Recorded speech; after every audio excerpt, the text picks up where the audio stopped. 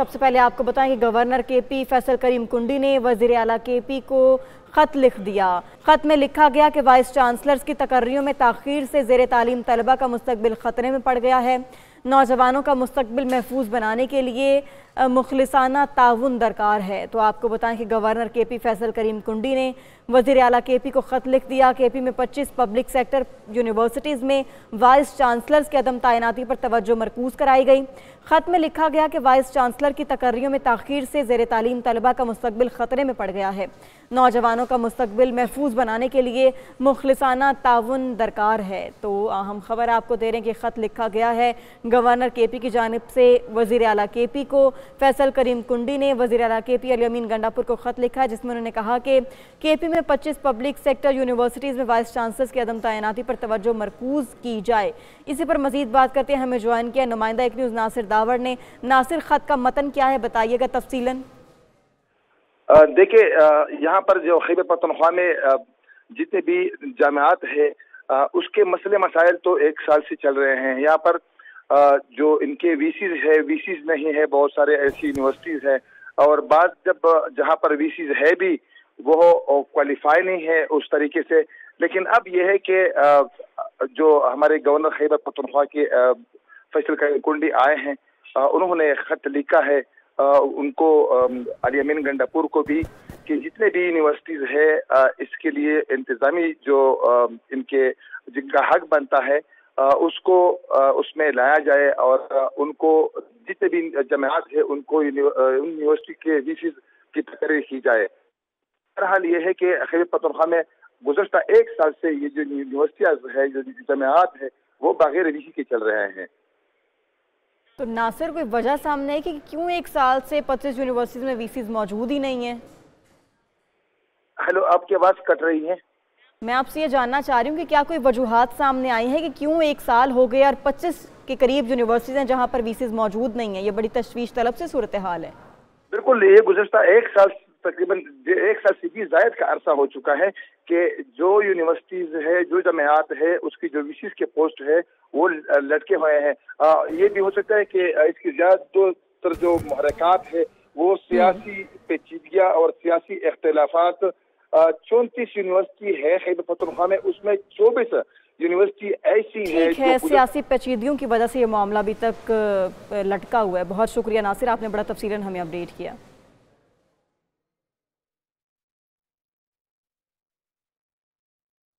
और आपको बताएं कि पीटीआई का रऊफ हसन पर हमले के लिए जुडिशल कमीशन बनाने का मुतालबा। अपोजिशन लीडर उमर अयूब कहते हैं कि रऊफ हसन पर हमला करने वालों ने कोई कसर नहीं छोड़ी। इस्लामाबाद पुलिस की दर्ज की गई FIR को मुस्तरद करते हैं। हम डिमांड करते हैं अदलिया से कि ये केसेस जुडिशल, ये रऊफ हसन साहब का केस, मेरे बड़े भाई का केस, इस पे जुडिशल कमीशन बनना चाहिए।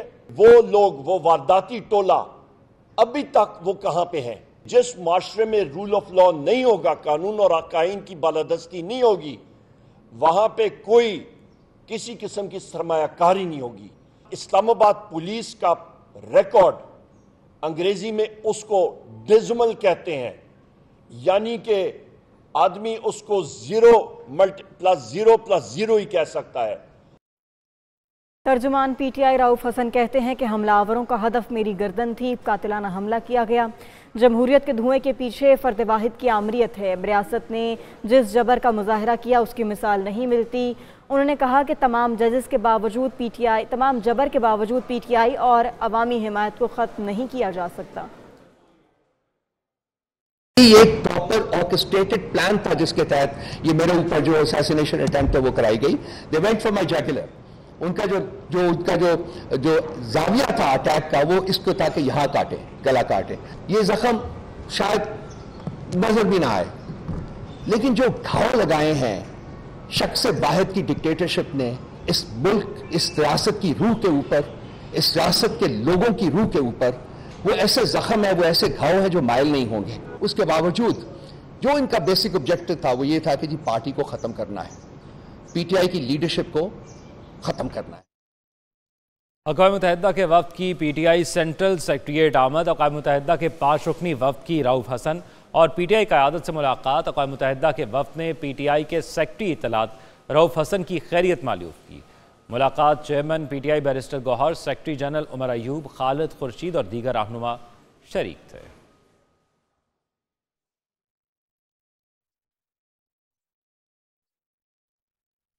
पाकिस्तान तहरीक इंसाफ ने सुप्रीम कोर्ट से मुतालबा किया कि रऊफ हसन पर हमले का खुद नोटिस लिया जाए। बैरिस्टर गौहर कहते हैं कि मुल्क में किसी किस्म का इंतशार नहीं चाहते। बानी PTI ने कहा है कि पूरी कौम तैयारी करे, आइंदा किसी रहनुमा पर हमला हुआ तो बराह रास्त एहतजाज करेंगे। एक सवाल के जवाब में बोले कि बानी PTI नैब तरामीम केस की अगली समाअत पर भी पेश होना चाहते हैं। रऊफ हसन साहब से जो उसकी जिंदगी पे अटैक हुआ है उसका तस्करा हुआ है। आज खान साहब ने खुद पब्लिक में, मीडिया के सामने, कोर्ट में एक ऐलान किया है जो मैं आपको पहुंचा रहा हूं। वो ऐलान यही है खान साहब की तरफ से कि अगर पूरी कौम तैयारी करे, अगर रऊफ हसन साहब वाले वाकया आइंदा रोनमा हुए और पाकिस्तान तहरीक इंसाफ की लीडरशिप को इसी तरह अटैक का निशाना बनाया गया तो फिर पाकिस्तान तहरीक इंसाफ पुरअमन लेकिन ज़बरदस्त स्ट्रांग स्ट्रीट प्रोटेस्ट करेगी। हम नहीं चाहते मुल्क में किसी किस्म का इंतशार हो। हम पूरी कौम को अपील कर रहे हैं कि वो पुरअमन रहे। खान साहब बजाते खुद सुप्रीम कोर्ट में पेश होना चाहते हैं। पाकिस्तान तहरीक इंसाफ के मरकजी सेक्रेटरी इत्तलात रऊफ हसन पर गुज़िश्ता रोज़ हमला हुआ है। सियासत में अदम बर्दाश्त के रवैयों पर अरकान पार्लियामेंट क्या कहते हैं, ये बता रहे हैं गुलाम मुर्तज़ा। पॉलिटिक्स में बर्दाश्त ख़त्म होती जा रही है और ये ऐसा क्यों है ये जानते हैं अरकान पार्लियामेंट से। मैं इसकी मज़म्मत करता हूँ, ये नहीं होना चाहिए और मैं समझता हूँ कि सियासत में अदम बर्दाश्त बहुत बढ़ गया है। हम तो इसके पुरज़ोर मज़म्मत करते हैं। हम तो आदम तशद्दुद के लोग हैं, हम तो आदम तशद्दुद के प्रचार भी करते हैं। सियासत में इस चीज़ की कोई गुंजाइश नहीं है। सियासत रवादारी का काम है। इंतहाई किस्म की लाकानूनियत है, बड़ा तकलीफ दे अमल है। कल जब मैं रऊफ हसन साहब को पाकिस्तान एयरफोर्स के उधर हॉस्पिटल मिलने के लिए गया तो जब उसकी मैंने हालत देखी तो उसको टांके लग रहे थे। बर्दाश्त के लिए सबसे पहले दलील का सहारा लेके और गाली का सहारा छोड़ के अगर इस उसूल को हम अपना लेंगे तो बर्दाश्त का माहौल खुद ब खुद बनना शुरू हो जाए। अरकान पार्लियामेंट का कहना है कि हमें अदम बर्दाश्त के रवैये से बाहर होना होगा और इसके लिए हमें दलील से बात करनी होगी ताकि मुआशरे में अमन कायम हो सके। कैमरामैन सईद कुरैशी के साथ गुलाम मुर्तज़ा, एक news, parliament house, Islamabad. PTI रहनुमा हमाद अजहर ने रूपोशी ख़त्म कर दी। पार्टी सेक्रेटेरिएट पहुंच गए। कहते हैं कि बानी PTI का पैगाम मिला कि अब आपके बाहर आने का वक्त आ गया है। पेशावर जाकर कबलस गिरफ्तारी जमानत लेकर अदालत पेश होंगे। मुराद सईद समेत तमाम रूपोश रहनुमा बाहर आएंगे। कल रात को रऊफ हसन साहब के हमले के बाद खान साहब का पैगाम मुझे मसूल हुआ। उससे पहले तक खान साहब का यही पैगाम था कि तुमने महफूज रहना क्योंकि तुम पर तशद्दुद होगा। कल रात को जब रऊफ साहब पे हमला हुआ उसके बाद मुझे पैगाम मौसूल हुआ है कि अब आपके बाहर आके क़यादत करने का वक्त आ चुका है। इसलिए अब मैं आज खैर मैं रऊफ हसन साहब से मिलने आया हूँ आज, क्योंकि ज़ाहिर है अगर इस मौके पर भी मैं ना हूँ उसके बाद मैं पेशावर जाके अपनी इंटरिम बेल्स लूँगा, वक्त लूँगा, पंजाब की कोर्ट्स में पेश होऊंगा और आगे अल्लाह मालिक। हमाद अजहर की पार्टी सेक्रेटेरिएट आमद। पुलिस भी हरकत में आ गई। पुलिस एहलकार हमाद अजहर को गिरफ्तार करने PTI सेक्रेटेरिएट पहुंच गए। ज़राए के मुताबिक हमाद अजहर पुलिस एहलकारों के पहुंचने से कबल ही पेशावर रवाना हो गए हैं। तो अपडेट करें आपको अहम खबर से कि हमाद अजहर की पार्टी सेक्रेटेरिएट आमद। उन्होंने रूपोशी ख़त्म कर दी और वो पार्टी सेक्रेटेरिएट पहुंचे, जिसके बाद पुलिस भी मुतहरिक हो गई। पुलिस एहलकार हमाद अजहर को गिरफ्तार करने के लिए PTI सेक्रेटेरिएट पहुंच गए। ज़राए की जानिब से यह बताया गया कि हमाद अजहर पुलिस एहलकारों के पहुंचने से पहले ही पेशावर के लिए रवाना हो गए हैं। तो आपको बताएं कि हमाद अजहर पार्टी सेक्रेटेरिएट पहुंचे और उसके बाद पुलिस भी हरकत में आ गई। पुलिस एहलकार हमाद अजहर को गिरफ्तार करने के लिए PTI सेक्रेटेरिएट पहुँच गए, लेकिन हमाद अजहर पुलिस एहलकारों के पहुंचने से पहले ही पेशावर के लिए रवाना हो गए हैं। PTI के रहनुमा हमाद अजहर ने रूपोशी ख़त्म कर दी है और बताया जा रहा है कि वो पार्टी सेक्रेटेरिएट पहुंच गए हैं। उनकी जानिब से ये गुफ्तगू भी की गई। उन्होंने कहा कि बानी PTI का पैगाम मिला और कहा कि आपके बाहर आने का वक्त आ गया, इसीलिए अब मैं पार्टी सेक्रेटेरिएट आ गया हूँ। इसी पर मजीद बात करते हैं। हमें ज्वाइन किया नुमाइंदा एक न्यूज़ साकिब सैयद ने। साकिब, बताए गए इस हवाले से हमाद अजहर अब पेशावर के लिए रवाना हो गए हैं। जी देखें, रऊफ हसन और उसके हमरा जो उमर उमर अयूब हैं, उनकी प्रेस कॉन्फ्रेंस भी कुछ देर पहले हुई है। उसके बाद जैसे ही पुलिस को इत्तला मिली कि जैसे टीवी पर ही हमाद अजहर की मौजूदगी की खबर सुनते ही पुलिस जो है वो सेक्रेटरीट पहुंच गई है। पुलिस, हमारे जराये का कहना है कि पुलिस एहलकार हमाद अजहर को गिरफ्तार करने के लिए पीटीआई सेक्रेटरीट पहुंच गई है, जो G8 में उनकी जगह है, ऑफिस है। इसके अलावा हमाद अजहर जो है वो पुलिस एहलकारों के पहुंचने से पहले ही पेशावर रवाना हो गए हैं। हमारे जराये का कहना है कि वफाकी पुलिस जो है एहलकारों की जानिब से सेक्रेटरीट स्टाफ से हमाद अजहर के हवाले से पूछगछ कर रहे हैं। इसके साथ साथ पुलिस में जो है SSP सिटी खानजेब और SHO Karachi company Mohammad Naeem secretariat में जो इस वक्त पे मौजूद हैं। जैसे कि हमाद अजहर जो है इससे कबल जो है रूपोश थे और इसके खिलाफ जो है मुतअद्दिद एफआईआरएस भी हैं। जैसे कि आज टीवी पे अचानक से ही खबर सुनते ही उनकी मौजूदगी की, तो उसके बाद पुलिस हरकत में आई और सेक्रेटरीट पहुंच गई। जी ठीक है, बहुत शुक्रिया साकिब। खैबर पख्तूनख्वा असम्बली का बजट इजलास तलब कर लिया गया। इजलास 24 मई को होगा। ज़राए के मुताबिक गवर्नर फैसल करीम ने समरी पर दस्तखत कर दिए हैं। आपको इस वक्त आगाह कर रहे हैं, खैबर पख्तूनख्वा असम्बली का बजट इजलास तलब कर लिया गया। इजलास 24 मई को होगा। ज़राए के मुताबिक गवर्नर फैसल करीम ने समरी पर दस्तखत कर दिए हैं और अब खैबर पख्तूनख्वा असम्बली का बजट इजलास तलब कर लिया गया है। इजलास 24 मई को होगा। ज़राए के मुताबिक गवर्नर फैसल करीम ने समरी पर दस्तखत कर दिए।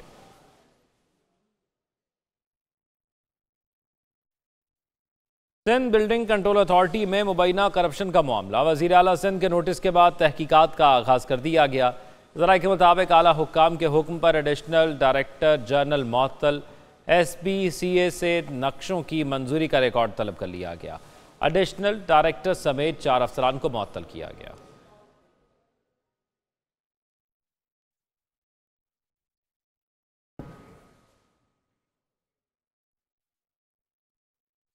पाकिस्तान हमेशा चीन के साथ खड़ा रहेगा, चीन के बुनियादी मुफादात का तहफ़्फ़ुज़ करेगा।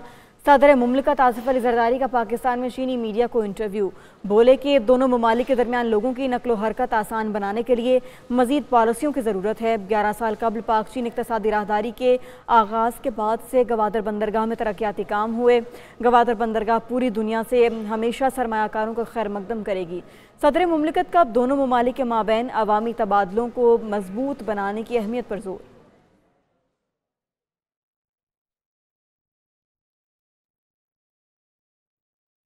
और सेनेट के फ्लोर से जजेस पर लफ्जी गोलाबारी। लीगी सेनेटर तलाल चौधरी ने कहा कि आइन बनाने वालों को नहीं, आइन तोड़ने वालों को सजाएं दें। इतनी जल्दी क्लर्क को नहीं निकाला जाता, अब जितनी जल्दी वज़ीर आज़म को नाअहल किया जाता है। सियासी कारकुन को सजा देने से कोई अदालत का वकार बुलंद होगा? ये तो जिन्होंने आइन बनाने वालों को सजा देंगे तो वकार बुलंद नहीं होगा, आइन तोड़ने वालों को सजा देना। इसका वजीर आजम को लटका दिया जाए। इसके वजीर आजम को उतनी जल्दी किसी म्यूनिसिपल कमेटी के क्लर्क को नहीं निकाला जाता जिस तरह हमारे वजीर आजम को ताहियात नाअहल कर दिया जाता है। ये इस पार्लियामेंट ने रिस्ट्रेन का मुजाहरा किया। सेनेटर कामरान मुर्तज़ा ने सेनेट इजलास में कहा कि कुछ जजेस आज भी निशाने पर हैं। क्या ये मुनासिब है कि अदालत में बैठे हुए जजेस को निशाना बनाया जाए? बज़ाहिर लगता है कि कुछ जजेस के खिलाफ प्रॉक्सी शुरू की गई है। बिजनेस ना होने की वजह से इजलास बुलवाना और ऐसे मामलात उठाना दुरुस्त नहीं है। हुकूमत में शरीक कुछ लोगों के लिए हमने तहरीक भी चलाई। कुछ जजेस जो है वो आज भी निशाने पे हैं। गो कि कुछ जजेस कल भी निशाने पे थे, मगर कुछ जजेस आज भी निशाने पे हैं। उसमें एक सुप्रीम कोर्ट के जज हैं, कुछ इस्लामाबाद हाई कोर्ट के जजेस हैं। क्या ये अच्छा लगता है कि अदारों के जब कुछ लोग जो है वो ट्रेजरी पे बैठे हों और उस अदारों के ऊपर जो है वो इस तरह से तनकीद करें, या अदारों में बैठे हुए कुछ जजेस को इस तरह से निशाना बनाएं कि जिससे ये तासुर पैदा हो कि वो शायद किसी के कहने पे, वो किसी दोस्त ने कहा, मैं नहीं कह रहा, कि ये उस प्रॉक्सी को आगे जो है ना वो लेके चलें। वज़ीर कानून आज़म नज़ीर तारड़ का कहना है कि इदारों में टकराव वाली बात नहीं। चीफ जस्टिस इंतहाई काबिल एहतराम जज है। अदारों में टकराव वाली बात नहीं है। चीफ जस्टिस पाकिस्तान एक इंतहाई काबिल एहतराम, मुतहम्मल मिजाज, अपराइट और बैलेंस्ड जज हैं। मुझे कतन खुशी नहीं है कि सियासी लोग जो हैं वो जेलों में हैं। ये पावर गेम है, बिल्कुल होनी चाहिए, इसका एक हिस्सा है, लेकिन सियासत में खिदमत भी है हज़रत। सियासत अगर आप दिल से करें, नीयत के साथ करें, तो सियासत में खिदमत भी है। MQM के सेनेटर फैसल सब्जवारी ने सेनेट इजलास से खिताब करते हुए कहा कि आइन में मुंतखब नुमाइंदों के हुकूक का जिक्र है। उम्मीद है फैसल वावड़ा को प्रॉक्सी कहने की वजूहात बयान की जाएगी। जो अरकान पार्लियामेंट मुंतखब होकर आते हैं उनकी भी इज्जत और इस्तेहकाक है। इज्जतें उछालने का अब किसी को हक नहीं। फैसल वावड़ा साहब यहाँ पर बैठे हैं, इनके हवाले से कहा गया, मोहतरम जज साहब ने कहा है यकीनन उनके पास रीजंस होंगे जो उन्होंने कहे, और यकीनन वो रीजंस दिए भी जाएंगे कि किसी को कह दिया जाए कि जनाब आप प्रॉक्सी हैं। अगर आपकी जानिब से जनाब सिलेक्टिव जस्टिस होगा और डिसीजंस होंगे तो फिर लोग आप पे सवाल उठाएंगे जो कि असल में आपकी हतक होगी। बराए मेहरबानी ऐसा ना कीजिए, ये मेरी गुजारिश थी। PTI रहनुमा शेर अफजल मरवत कहते हैं कि खैबर पख्तूनख्वा में ब्यूरोक्रेसी वही पुरानी है, केसेस में पेशरफ्त नहीं हो रही। मुझे पार्टी और पॉलिटिकल कमेटी से निकाला, बाकी किसी चीज़ से निकालना है तो वो भी निकाल लें। मैं बानी PTI के साथ हूँ और साथ ही रहूँगा। वो पेशावर हाई कोर्ट में मीडिया से गुफ्तगू कर रहे थे। ब्यूरोक्रेसी अभी तक वही है जो केयर टेकर के दौर में लाई गई। चीफ सेक्रेटरी, IG, तमाम मेन डिपार्टमेंट के जो सेक्रेटरीज हैं, बशमूले लॉ मिनिस्ट्री, तो यहाँ केसेस में कोई पेशरफ्त नहीं है। ब्यूरोक्रेसी जो है वो प्रैक्टिकली शायद काम करने नहीं दे रही है। वफाक जो है मर्दी की टीम नहीं दे रही है। वफाकी काबीना में रद्दोबदल। वफाकी वज़ीर मनसूबाबंदी एहसन इकबाल से वजारत बैनुल सूबाई राब्ते का कलमदान वापस ले लिया गया। वज़ीर आज़म के मुशीर बराए सियासी उमूर राना सनाउल्लाह को वजारत बैनुल सूबाई राब्ते का कलमदान सौंप दिया गया। काबीना डिवीजन ने इस हवाले से नोटिफिकेशन भी जारी कर दिया। अब आपको बताएं कि FBR के हिदायत पर टेलीकॉम कंपनियों ने सिम्स बंद करना शुरू कर दी हैं। टेलीकॉम कंपनियों ने नॉन फाइलर्स के 9000 सिमें बंद कर दी हैं। तर्जुमान FBR का कहना है कि FBR ने टेलीकॉम कंपनियों को 30,000 नॉन फाइलर्स का डाटा भेजा, जबकि PTI हुक्काम की जानिब से सिम्स बंद करने की तरदीद की गई है। तो FBR के हिदायत पर टेलीकॉम कंपनियों ने सिम्स बंद करना शुरू कर दी हैं। इसी पर मजीद डिटेल्स देते हैं। हमें ज्वाइन किया ब्यूरो चीफ इस्लामाबाद गुलाम मुर्तज़ा ने। गुलाम मुर्तज़ा, बताएगा इस डेवलपमेंट के हवाले से। जी बिल्कुल, तर्जुमान FBR से बात हुई है। उनका ये कहना है कि हमने जो 9-9.5 हज़ार के करीब सिमें हैं उनका डाटा जो है वो स्पेशली भेजा था टेलीकॉम कंपनीज को। उन्होंने इसकी जो ऊपर अमल दरामद करते हुए FBR के अहकामात पर 9,500 के करीब सिमें बंद कर दी हैं। रोजाना तकरीबन 5,000 सिम्स का डाटा जो है वो दोबारा से उनके साथ शेयर किया जा रहा है और 30,000 नॉन फाइलर्स का डाटा इससे पहले भेजा गया था और अब रोजाना की बुनियाद पे 500 के करीब सिमें भेजी जाती हैं जिनको बंद कर दिया जाता है टेलीकॉम कंपनीज की जानब से। और उन्होंने ये भी कहा है कि 5.5 लाख से ज्यादा नॉन फाइलर्स की निशानदेही हमने कर रखी है और मरलावार इनको की सिम जो है बंद करते जाएंगे और जो ही कोई भी शख्स फाइलर बन जाएगा और उसका सर्टिफिकेट अपनी मोबाइल कंपनी को सबमिट करेगा तो उनको उनके मोबाइल फोन रिस्टोर भी कर दिए जाएंगे। तो इस तरह से ये डेवलपमेंट है। और जबकि PTI से जब हमने बात की है तो PTI का कहना है कि सब जुडिस मैटर है और उनके पास इख्तियार नहीं है कि वो सिमें बंद करे, इसलिए हम सिमें जो है वो बंद नहीं कर रहे, ना ही ऐसे अहकामात कंपनीज को दे रहे हैं। लेकिन तर्जुमान FBR के साथ जो हमारी बात थी उनका ये कहना था कि हमने ये सिमें क्योंकि हमारे पास इख्तियार है, FBR के पास इख्तियार है और हम बराह रास्त कंपनीज जो हैं टेलीकॉस उनको लिख रहे हैं और टेलीकॉस कंपनी जो है वो इसको बंद कर रही हैं। जी ठीक है, बहुत शुक्रिया गुलाम मुर्तज़ा।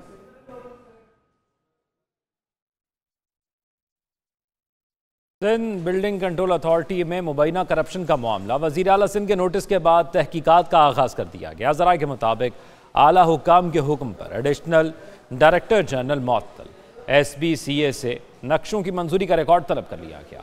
एडिशनल डायरेक्टर समेत 4 अफसरान को मुअत्तल किया गया। तफसीलात से आगाह करेंगे मोहम्मद सलमान हमारे साथ मौजूद हैं। जी मोहम्मद सलमान, बताइएगा क्या कार्रवाई की गई? जी बिल्कुल, सिंध बिल्डिंग कंट्रोल अथॉरिटी में जो है वो तारीख की सबसे बड़ी करप्शन जो है वो उसका नोटिस लिया है। वजीर आला सिंध ने नोटिस लिया और तहकीकाती कमेटी जो है वो तश्कील दे दी है। इस करप्शन के इल्ज़ाम में जो है वो एडिशनल डायरेक्टर SDCA को जो है वो फौरी तौर पर 4 अफसरान समेत जो है वो मुअत्तल किया गया और तहकीकात कमेटी से जो है वो तमाम तर रिकॉर्ड तलब कर लिया गया है कि पिछले 3 साल में कितनी मंजूरियां हुई, कौन कौन से नक्शे जमा हुए और किस तरह से ये हुआ। एक शहरी की शिकायत पर ये एक्शन लिया गया है वजीर आला की जानिब से और फौरी तौर पर जो है वो DG SDCA से जवाब तलब किया गया है कि कौन कौन सा रिकॉर्ड है और कहां कहां किस तरह से अप्रूवल हुई, किन चीजों पर मंजूरी हुई। इस शहरी की शिकायत थी कि उससे भारी रकम वसूल करने के बावजूद जो है उसको चालान भी दिया गया और उसके बाद उस फाइल पर एतराज लगा के मजीद रकम की जो है वो मुतालबा किया गया, जिस पर उसने वजीर आला सिंध को जो है वो कंप्लेन की और उसके बाद इस तहकीकात का आगाज किया गया है। जी शुक्रिया आपका तफसीलात से आगाह करने के लिए। इस बुलेटिन से इतना ही, इजाज़त दीजिए।